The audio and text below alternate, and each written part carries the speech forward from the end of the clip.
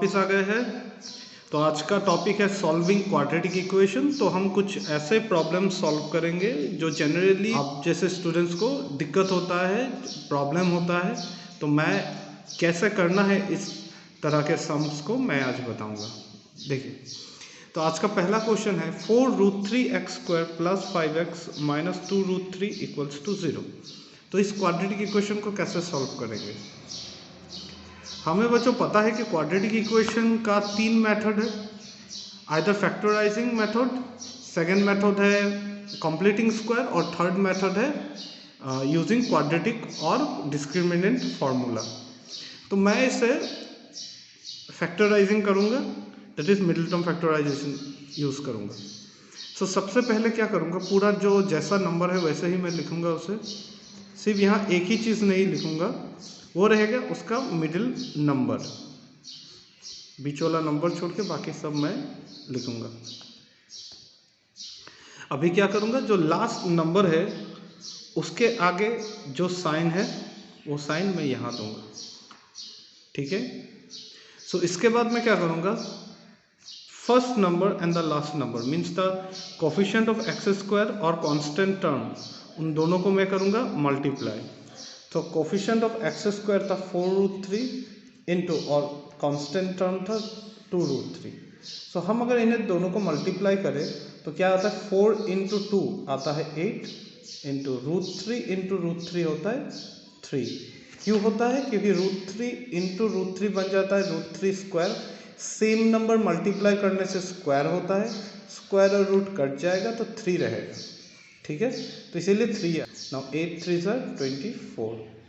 सो बच्चों, हम यहाँ दो ऐसा नंबर यूज़ करेगा कि जो माइनस करने से 5 होता है लेकिन मल्टीप्लाई करने से 24 होता है, ठीक है। 24 होगा, वो बच्चों होगा 8 - 3। 8 - 3 होता है 5, 8 3 होता है 8 × 3 होता है 24, ठीक है।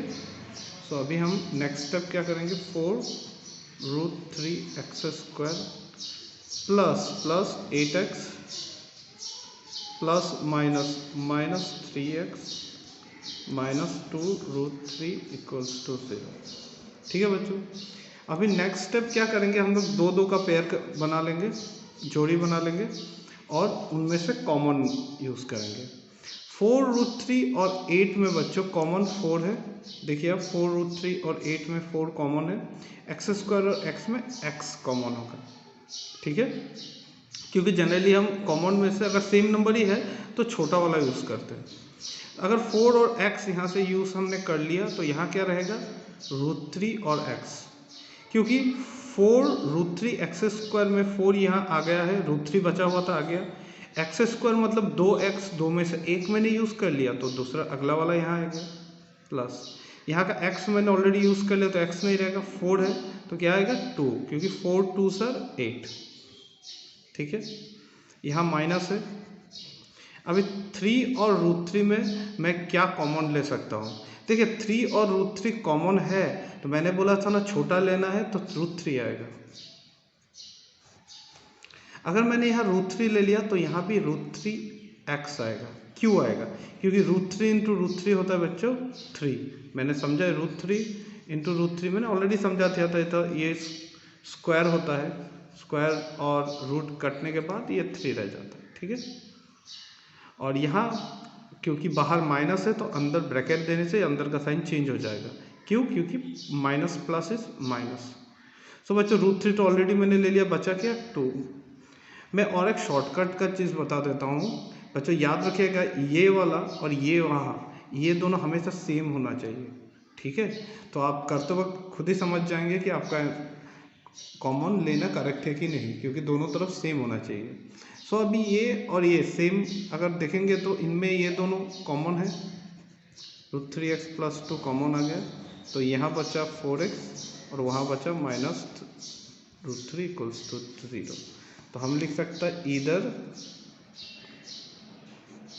√3x + 2 मतलब दिस इज इक्वल टू 0 और दिस इज इक्वल टू 0 = 0, और √3x = +2 उस तरफ चला जाने से बनता है -2, x = -2/2 √3 और 4x माइनस √3 इक्वल्स टू 0 और 4x इक्वल टू माइनस से उस तरफ चला जाने से +3 और x इक्वल्स टू √3/4। देयरफॉर हमारा x का वैल्यू क्या निकल रहा है, -2/√3 एंड कॉमा √3/4।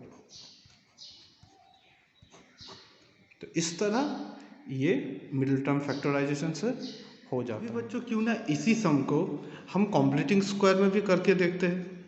सो बच्चों कॉम्प्लीटिंग स्क्वायर में पहला स्टेप क्या है, हम जो भी x² के साथ वैल्यू रहता है, मतलब उसका कोफिशिएंट रहता है, उसी कोफिशिएंट से पूरा इक्वेशन को हम डिवाइड कर देते हैं। तो 4√3x² को मैं, उसका कोफिशिएंट है 4√3, ठीक है 4, उसके बाद +5/4√3x माइनस 2√3/4√3 इक्वल्स टू 0। तो यहाँ √3 2 1 2 2 4√3 तो यहाँ आ रहा है बच्चों x² plus 5x/4√3 minus 1/2 equals to 0। ठीक है बच्चों, तो अगला स्टेप में क्या करते हैं हम लोग, a+b² या फिर a-b का फॉर्मूला में लाने का कोशिश करते हैं हम। सो ये आ गया a² प्लस 2 × a × b। बच्चों हम क्या देखेंगे, वैल्यू कुछ भी हो, यहाँ b का वैल्यू कुछ भी हो, लेकिन ये चेंज नहीं होना चाहिए, वो सेम आना चाहिए वैल्यू, टोटल वैल्यू यही होना चाहिए। सो 2x को 5x/4√3 हम कैसे बनाएंगे, पहले मैंने इसको कर दिया 8√3 और ऊपर लिख दिया 5, क्योंकि 2 और 8 कटेगा तो 4 रहेगा, 5 ऊपर रह जाएगा तो 5x/4√3 हो जाएगा। तो ये मैंने चेंज नहीं किया। तो मैं इसे फॉर्मूला को मैं अगर लाऊं तो फॉर्मूला कंप्लीट करने के लिए मुझे क्या चाहिए, a² plus 2 × a × b plus b²। b तो मैंने इसे का बना दिया है, तो ये b²। ठीक है बच्चों, अभी मैंने ये नंबर एक्स्ट्रा लिया है, ये तो क्वेश्चन में था नहीं, तो मैंने ये एक्स्ट्रा लिया, तो इसको मुझे माइनस करना होगा। यहाँ देखो कोई ये मैंने एक्स्ट्रा नहीं लिया, क्योंकि ये पूरा करने के बाद वैल्यू यही बनता है, लेकिन मैंने ये इसको एक्स्ट्रा लिया, तो इसको माइनस करके हटा दिया, और -1/2 पहले से ही था इक्वल्स टू 0।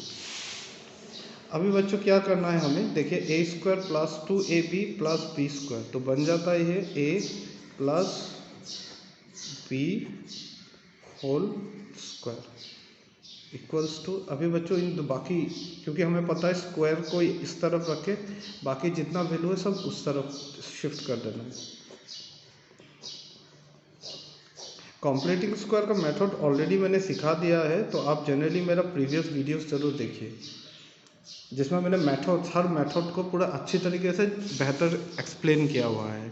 ठीक है, और यहाँ मैं जनरली सम से कर रहा हूँ। तो इन दोनों को मैंने क्या किया, उस तरफ शिफ्ट किया, तो ये माइनस बन गया प्लस, ये माइनस भी बन गया प्लस। तो अभी क्या करेंगे, x² 5 8√3² इक्वल्स टू 5² बच्चों बन जाता है 25। अभी बच्चों मैं 8√3 को करके दिखाता हूँ। देखिए 5² to 25, 5 × 5 8√3² कैसे होगा, 8√3² का मतलब होता है बच्चों 8√3 × 8√3, 8 × 8 होता है 64, √3 × √3 होता है बच्चों 3, क्योंकि √3 × √3 बता चुका हूँ मैं। 4 × 3 12, 1 6 3 18, 119, तो ये बन जा रहा है हमारा 192, तो ये प्लस 1/2 और x plus 5/8√3 whole square equals to, हम इन्हें ऐड करेंगे तो 192 बच्चों और 2, अगर हम इनका एलसीएम भी निकालते हैं, देखिए 2 8 2 9 18, 2 6 12, 2 96 × 2 वही रहेगा, तो एक्चुअली सेम ये 192 ही आएगा एलसीएम, ये आएगा 25 और यहाँ आएगा 96। ठीक है, तो हम अभी करते हैं next step, x plus 5/8√3 equals two plus minus √192 और 96 प्लस 25, 96 प्लस 25 करेंगे तो 6 प्लस 5 11 1 1 9 10 11 12 121। ठीक है बच्चों, तो ये आ रहा है x equals two plus minus 121 होता है 11, तो ये रहेगा बच्चों 8√3। ये हो गया 121 हो गया 11, 192 हो गया 8√3, ये प्लस 5/8√3 उस तरफ चला जाने से बन जाएगा माइनस 5/8√3।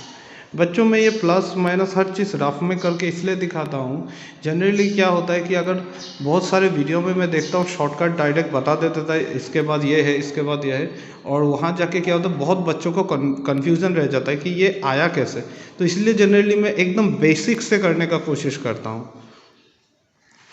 सो यहाँ आएगा हम लोग का इधर x equal to plus 11/8√3 minus 5/8√3 और x equal to minus 11/8√3 minus 5/8√3।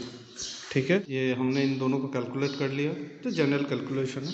Calculate करने के बाद हमें ये आंसर मिल गया। जनरली क्या होता है बच्चों 3 4√3 हम एक्चुअली आपको पता है रेशनलाइज कर सकते हैं क्योंकि √3 है, तो हम अगर यहाँ फिर से √3 दे देते तो इसका वैल्यू अलग निकल जाएगा, और फिर भी ये आंसर यही भी रख दे तो फिर भी कोई दिक्कत नहीं है।